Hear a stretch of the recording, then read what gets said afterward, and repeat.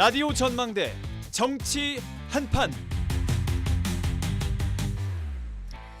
네, 정치 한판 시작합니다. 더불어민주당 서동용 전 의원, 개혁신당 천하람 원내대표 두 분과 함께하겠습니다. 두 분 나와 계십니까? 반갑습니다. 서동용입니다. 네, 안녕하세요. 천하람입니다. 예, 두 분 오늘도 반갑습니다. 자, 한 주간 어떻게 보내셨습니까, 서 의원님? 예, 저는 지난주에 가족여행을 좀 다녀왔어요. 예. 제 아내가 올해 환갑이거든요. 그래서 환갑기념 축하드립니다. 여행을 간 예. 건데요. 사실 이제 국회의원 하면서 4년 동안 개별 여행은 물론 휴일에 집에서 쉬어본 적도 거의 없어요. 쉬지 않고 일을 하고 또 지역을 그렇게 다녔는데도 지역에서는 얼굴 안 보인다는 불평을 하시는 분들이 많으셨거든요. 예. 이제 이번에 여행을 하면서 처음으로 가족들에게 가장의 역할을 했다는 뿌듯함도 있었고요. 무엇보다도 한가로움이 참 기분 좋은 일이구나 이런 것들을 좀 경험했어요. 그래서 예. 상당히 기분 좋은 여행이었습니다. 다시 한번 좀 축하드리고요. 저도 사모님께 축하드린다고 좀 전해주시죠. 아이고. 예. 천 대표님께서는 가족여행 마지막으로 언제 가셨습니까? 저는 사실은 지난 여름에 아들이 초등학교 3학년인데요. 예. 아빠랑 여행을 같이 간 게 기억이 안 난다고 저한테 이제 강한 문제 제기를 해가지고 몰래 네. 짧게 갔다 왔습니다. 아, 가족에. 그러셨어요? 네네. 아드님 만족하셨습니까? 뭐 어느 정도는 한 것 같습니다. 네. 예. 지난주에는 순천 오셨다 가셨어요. 네. 우리 이번에 서남사 순천 갯벌 이제 세계 유산축전. 유산축제 네네 거기 해가지고 제가 매년 그 축제는 좀 가려고 합니다. 왜냐하면 이제 문화재청이 이름 바뀌어가지고 국가유산청인데 예. 거기서 굉장히 소수의 도시들만 선정해가지고 이제 그런 축전을 하는 거거든요. 그래서 특히 순천 같은 경우는 자연유산과 문화유산이 다 있는 몇 안 되는 굉장히 의미 있는 지역이라서 예. 그래서 저도 뭐 매년 가능하면 가려고 하고 예. 올해도 갔다 왔고요. 제가 사실 주말에 순천에 있을 때가 굉장히 많은데 최근에도 좀 그러셨어요? 최근에도 많이 오셨습니까? 네네. 저 거의 매주까지는 아니고 예. 최소 격주에는 한 번씩 있는 것 같습니다. 그래요. 네, 근데 이제 지역구 의원님도 계시고 그러니까 제가 네. 너무 막 이렇게 설치고 다니는 것보다는 조용히 이렇게 댕기고 있습니다. 예, 그러시군요. 자, 알겠습니다. 주제 토크 바로 좀 만나보도록 하겠습니다. 어제부터 국회는 많이 바쁩니다. 대정부 질문 시작이 됐는데 어제는 정치 분야 있었고 오늘은 외교, 통일, 안보 분야, 내일은 또 경제, 모레는 교육, 사회, 문화 분야 대정부 질문이 기다리고 있습니다. 자, 어제 일단 정치 분야에서 많은 이야기들이 좀 나와서 중점적으로 좀 다뤄보겠습니다. 검찰 사법개혁 문제 또 대법원장 사퇴 요구까지 다양하게 나왔는데 어떻게 보셨습니까? 천 대표님? 네. 저는 정치 영역에서 이제 사법이나 검찰 뭐 이런 부분이 너무 주목받는 거 항상 제가 좀 안 좋게 보고 있습니다. 왜요? 왜냐하면 예. 이런 분야들이 물론 중요하지만 우리 민생 경제와 아주 밀접한 분야들은 아니거든요. 제가 늘 말씀드리지만 법조인 출신 국회의원들이 신나서 이야기하기에는 좋은 주제지만 사실은 조금 과대포장되어 있는 분야들이 아닌가. 오히려 약간 우리 사회에서 엘리트를 때리는 어떤 포퓰리즘의 한 형태로 소비되고 있는 것은 아닌가 싶은 우려들을 가지고 있습니다. 그런데 이제 어제 나름대로 저는 의미 있다고 본 거는 예. 더불어민주당 소속 의원분들께서도 검찰 개혁에 있어가지고 경찰로 권력이 너무 집중되는 문제를 우려를 이제는 좀 지적을 하시는 분들이 계시더라고요. 그래서 검찰 개혁만 이야기할 게 아니라 경찰 개혁도 같이 이야기해야 된다. 지금 수사 기간도 너무 길어지고 국민들의 불편도 심하고 또 수사 권력이라는 게 전부 행안부에 집중되는 게 좀 예. 과도한 것 아니냐라는 지적들도 조금씩 나와서 그런 부분 저는 뭐 대부분의 방송에서 늘 나쁜 것만 이야기하니까 나름 그런 부분은 괜찮은 지점도 있었지 않았나 생각합니다.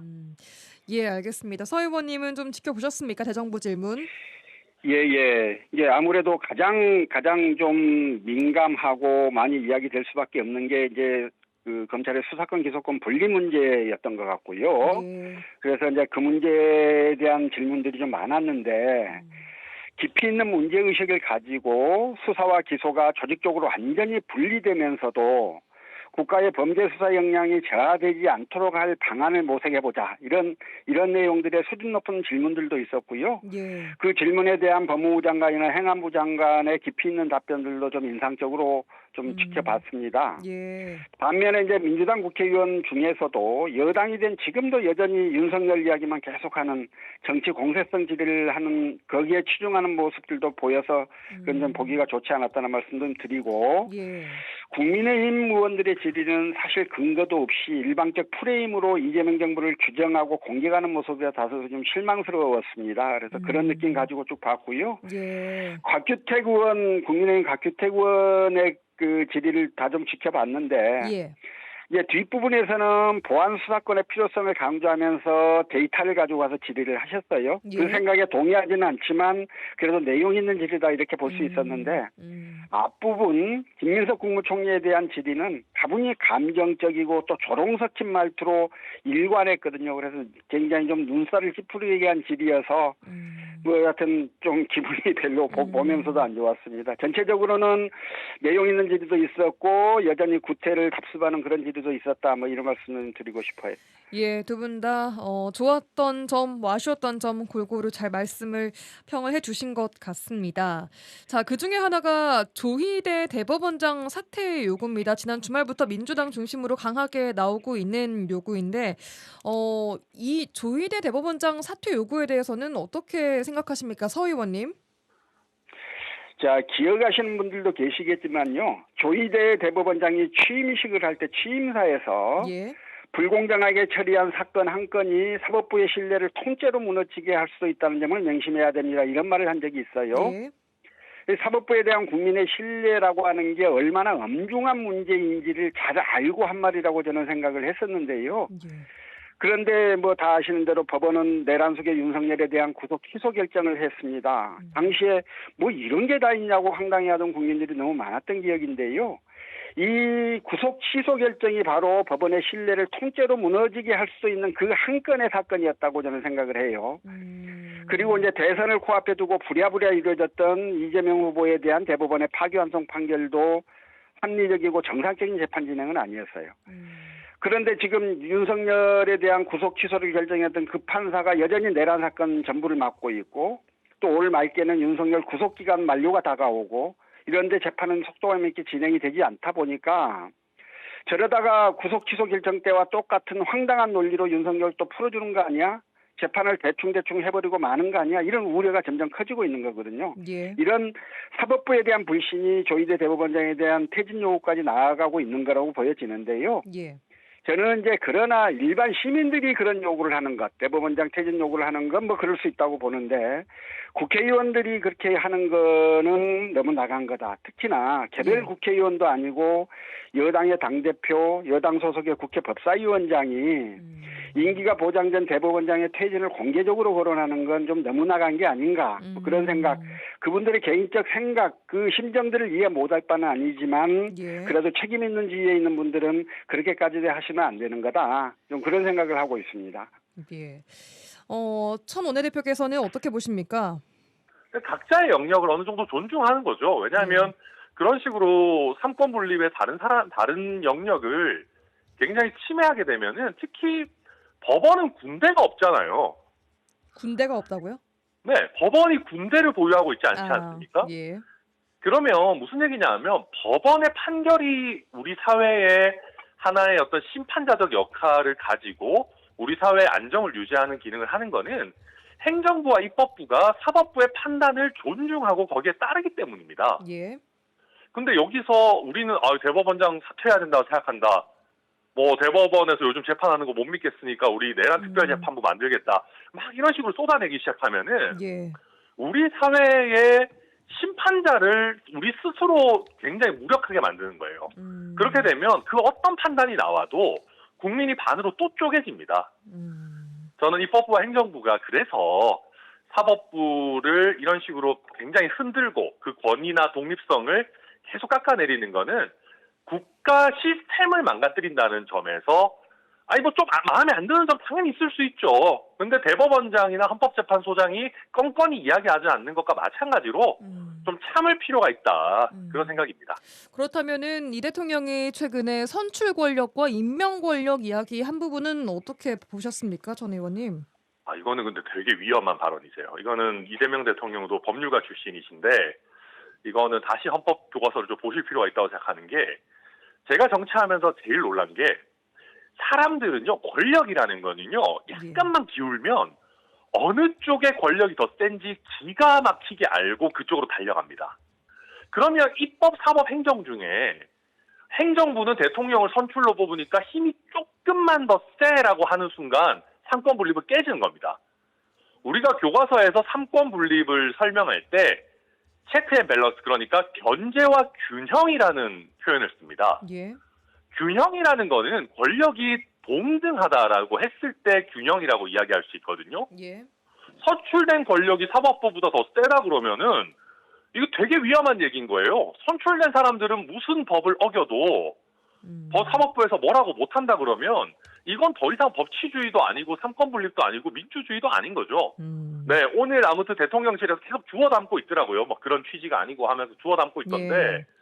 아무튼 이거는 이재명 대통령의 마음의 소리가 나온 건데 굉장히 위험한 발상이다 말씀드립니다. 서 의원님은 이번 발언 보셨습니까? 어떻게 좀 받아들이셨어요? 봤지요. 이제 주권이 국민에게 있다. 그리고 선출된 권력과 임명된 권력 사이에는 민주적 정당성의 크기의 차이가 있다. 이런 내용의 이야기를 사실 하고 싶었던 거라고 저는 생각하고요. 이런 이야기는 일반론이에요. 지금까지 쭉 거론되어 왔던 이야기고 또 틀린 이야기 아니라고 생각합니다. 그러나 이제 그 발언이 주권이 국민에게 있으니 국민이 결정하면 나아가서 선출 권력이 결정하면 모든 걸 할 수 있다는 걸로 확대 해석되면 굉장히 좀 위험할 수 있는 예. 거거든요. 예. 민주주의라고 하는 건 주권자인 국민의 위임을 받은 선출 권력이 국가 의사를 결정하는 거지만 예. 오남용과 그에 따른 위험을 감안해서 전문가로 구성된 임명 권력들이 선출 권력의 결정을 최종 판단할 수 있도록 하고 있는 거 아니겠습니까? 대통령의 그 취지와 그 내용들을 저는 모르지 않다고 생각하니까요. 예. 대통령 발언은 그 취지는 이해하되 발언 자체를 너무 좀 확대 해석하지 않았으면 좋겠다. 그런 정도 생각을 했었습니다. 예, 뭐 알겠습니다. 이재명 대통령이 또 내란 특별재판부는 왜 위헌이냐, 위헌 아니다라고 얘기를 하면서 이후에 내란 전담 재판부로 이름이 조금 바뀌었습니다. 이렇게 되면은 위헌 요소는 좀 덜게 되는 겁니까, 서 의원님? 예. 자, 이제 내란 사건은 되게 엄중합니다. 아까 그 상권 분립에 대한 천하람 전 대표의 말씀을 다 동의합니다만 예. 지금 내란 사건과 같은 이 엄청난 사건에 대해서 이 제대로 된 사법적 판단, 심판이 이루어지지 않으면 안 된다라고 하는 국민적 열망이 있는 건데 예. 지금 재판부가 윤석열 구속 취소를 결정했던 그 재판부이고 그리고 재판은 계속 늘어지고 있고 뭐 이런 부분들에 대한 우려가 국민적으로 있는 겁니다. 이 부분에 대해서는 그러면 내란 사건만 전담하는 재판부를 구성하자. 이런 주장이 일리 있는 주장이지요. 그러나 그게 국회나 행정부의 일방적 강요에 의해서가 아니라 사법부와의 논의를 통해서 국민의 우려를 사법부에 전달하고 사법부가 그에 대한 대책을 내놓고 그게 그런 과정에서 필요하다면 그 전담재판부를 구성하는 걸 사법부가 동의해서 같이 풀어나가는 뭐 이렇게 좀 문제를 풀면 좋겠다는 생각을 가지고 있습니다. 알겠습니다. 천 대표님께서는 내란 전담재판부는 어떻게 받아들이셨습니까? 그 사후적으로 꾸리면 위헌입니다. 이게 무슨 말이에요, 그게? 그러니까 원래부터 그런 재판부가 있었다 그러면은 뭐 괜찮아요. 그러니까 우리가 사건이 일어나기 전에 구성이 되어 있다는 거고요. 특정 사건을 염두에 두고 만든 게 아니라는 거죠. 그리고 두 번째로는 보통은 이제 그런 부서들이 보통 여러 개 있습니다. 예. 근데 지금 내란 특별재판부든 전담재판부든 문제가 사건이 일어나고 나서 이거를 재판할 판사들을 입법부에서 마음대로 정하겠다라는 얘기거든요. 그럼 이거를 만약에 가능하다라고 하면은 어떤 문제가 생기냐면 예컨대 이런 예를 한번 들어볼게요. 민주노총을 굉장히 싫어하는 정부가 있다 칩시다. 예. 근데 민주노총에서 약간 폭력성이 짙은 어떤 쟁의행위 같은 걸 했다 쳐요.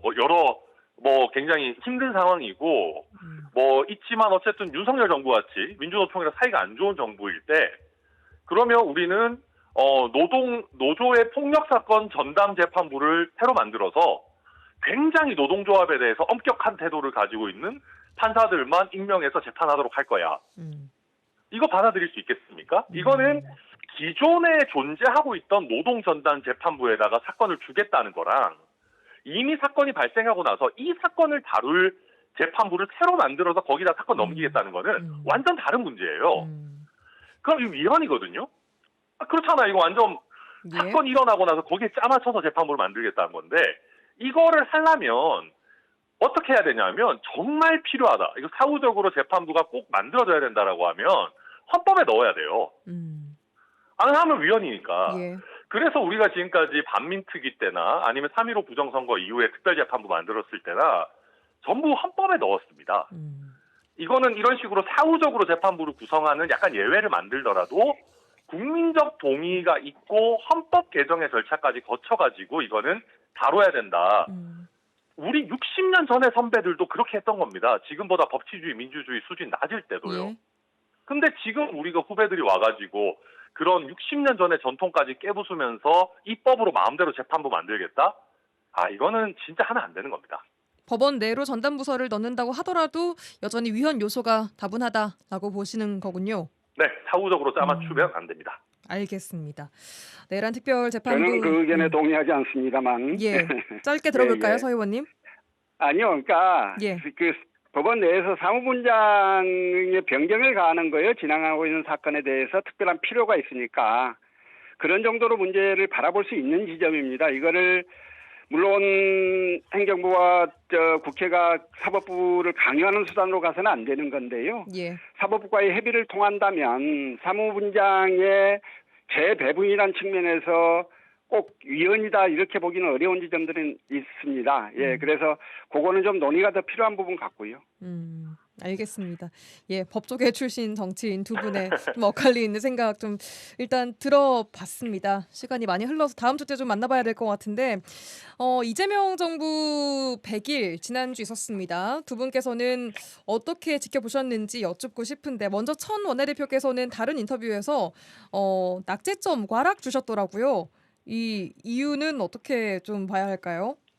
네, 글쎄요, 제가 너무 기대가 컸는지 모르겠습니다. 이재명 대통령께서 취임하시면서 통합도 이야기하시고 어떤 모두의 대통령이다라고 말씀하시면서 예. 뭐 중도 보수까지 심지어는 이야기하시는 그런 상황들이었는데, 근데 들어오고 나서는 저는 노란봉투법 제가 여러 차례 우리 사회 예. 우리 프로에서도 얘기했지만 할 수 있습니다. 근데 조금 더 타협하고 조금 더 이야기 들어가고 부작용 줄여가면서 할 수 있거든요. 예. 근데 이걸 왜 이렇게까지 밀어붙이기 식으로 해야 되느냐. 근데 노란복수법뿐만이 아닙니다. 굉장히 다양한 분야. 그리고 통합을 말씀하셨지만 지금까지 유례 없는 대통령의 첫 번째 사면에서 굉장히 국민 분열적인 정치인 사면을 막 하셨어요. 근데 그러다 보니까 이제는 대통령께서 통합을 말씀하셔도 다소 믿기 어려운 그런 지경에 이르지 않았나. 그래서 참 안타깝다. 왜냐하면 지난 대통령의 굉장히 큰 과오를 딛고 새로 온 정부니까 조금 더 품이 넓게 갈 수 있는 여유들이 있었을 텐데 그런 부분들을 좀 스스로 발로 차버리신 게 아닌가 안타깝게 보고 있습니다. 서 의원님은 어떻게 보셨습니까? 예, 이제 인수위도 없이 출범한 정부입니다. 초반에 이런저런 혼선을 좀 겪을 수밖에 없다는 사실은 이해할 필요가 있다고 생각하고요. 네. 물론 일부 좀 아쉬움과 이런 것들이 없지는 않습니다. 그런데 비정상을 정상으로 바로잡는 그 과정과 그 절차의 엄중함이 있어서 좀 그렇게 하고 있는 거니까요. 조금 이해를 가지고 좀 더 지켜봐줬으면 좋겠다 하는 생각을 가지고 있습니다. 알겠습니다. 자, 100일 기자회견도 했는데 이 자리에서 100조 원대 국채 발행 입장을 좀 재확인했습니다. 부채가 씨앗이 되어서 몇 배로 돌아올 것이다 라고 이야기를 했는데 이 부분 두 분의 생각이 갈리실 것 같은데 천 대표님은 어떻게 보셨습니까? 네, 저도 국가부채의 위험성 여러 차례 말씀드렸으니까 최대한 짧게 말씀드리면요. 예. 우리나라가요, 돈 쓸 일은 앞으로 너무 많고요. 예. 돈 걷기는 굉장히 어렵습니다. 예. 왜냐하면 이제는 대통령 말씀처럼 정말로 어떤 씨앗을 뿌리고 다시 돌아와도요. 예. 국가 간 경쟁이 굉장히 치열하기 때문에 그걸 국가가 다시 빚 갚는 데 쓰기 굉장히 어려운 지경이에요. 다시 다 재투자하거나 또 도와주거나 뭐 R&D 하거나 써야 돼요. 계속 들어간다는 말씀이신 거죠? 그렇죠.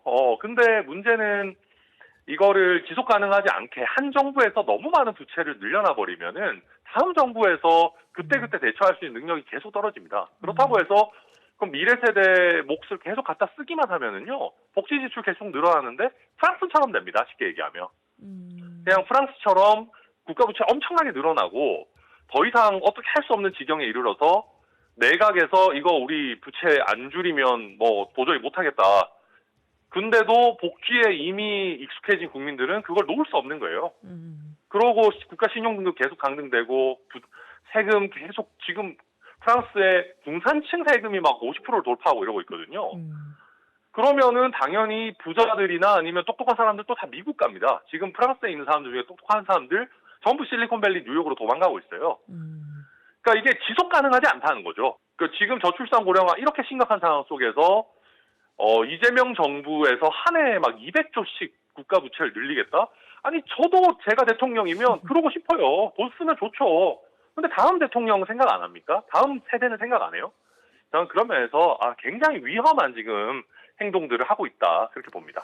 예, 알겠습니다. 서 의원님께서는 지난번에 가계부채를 좀 줄이는 게 더 중요하다. 국가가 빚을 좀 져도 라는 말씀 주셨는데 어떻게 생각하십니까? 국채 발행에 재정의 대해서. 적극적 역할이 필요한 때라고 보는 거예요. 예.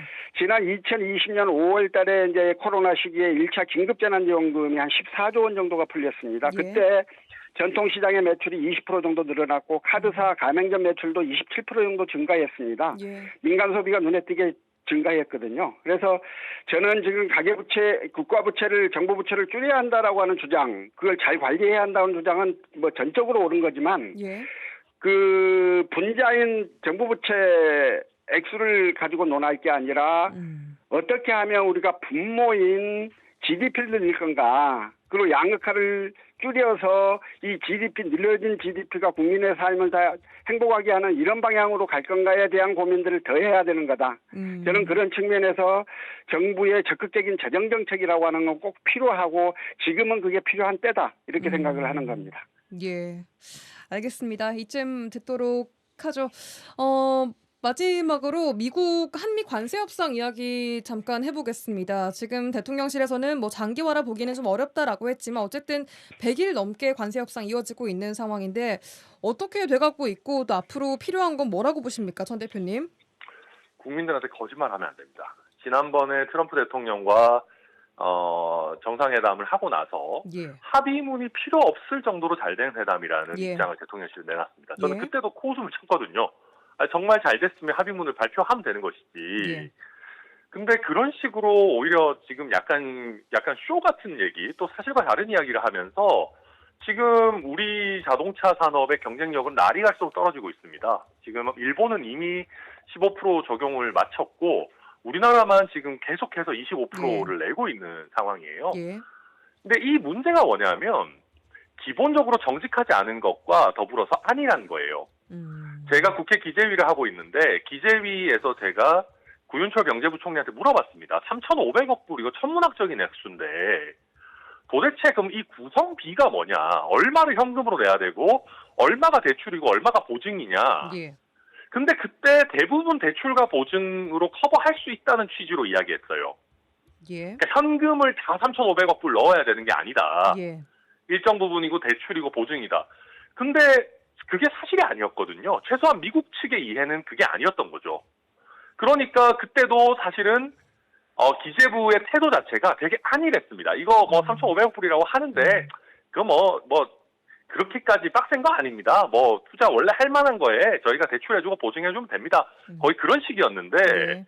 근데 그렇게 안일하게 어쩌면은 트럼프 대통령에게 정치적 승리만 안겨주면 실제 돈은 뭐 안 넣어도 되지 않을까 아니면 조금만 넣어도 되지 않을까라고 트럼프 대통령은 몰라도 트럼프 정부를 얕봤던 것이 예. 저는 이런 결과로 돌아오지 않았나. 조금 더 면밀하고 예. 좀 철두철미하게 협상을 해나가야 된다. 그렇게 보고 있습니다. 서 의원님 말씀 주신다면요. 예. 지금 트럼프가 관세를 무기로 해서 사실상 깡패짓을 하고 있습니다. 전 세계가 그 황당한 일을 겪고 있고요. 우리도 같은 일을 겪고 있습니다. 그러다 보니까 우리도 이제 적정하게 대응을 할 수밖에 없기는 합니다만 예. 현실을 직시하면서도 조금 더 당당하고 그리고 담담하게 대응을 해나갔으면 좋겠다는 바람을 가지고 있습니다. 예. 트럼프 정부가 미국 역사의 전부가 아닐 겁니다. 트럼프 이후까지를 고민해야 합니다. 현실 리스크를 최소화하면서도 우리 경제의 시스템을 지나치게 망가지지 않도록 대응하고 관리하는 일이 필요할 거다. 예. 그런 노력들을 좀 경제부처를 중심으로 해서 잘 좀 풀어가 주시기를 좀 기대한다. 이런 말씀을 드리고 싶습니다. 예, 알겠습니다. 오늘 두 분과는 말씀 여기까지 듣겠습니다. 정치 한판 더불어민주당 소동용 전 의원, 개혁신당 선아람 원내대표 두 분과 함께했습니다. 두 분 고맙습니다. 수고하셨습니다. 네, 감사합니다.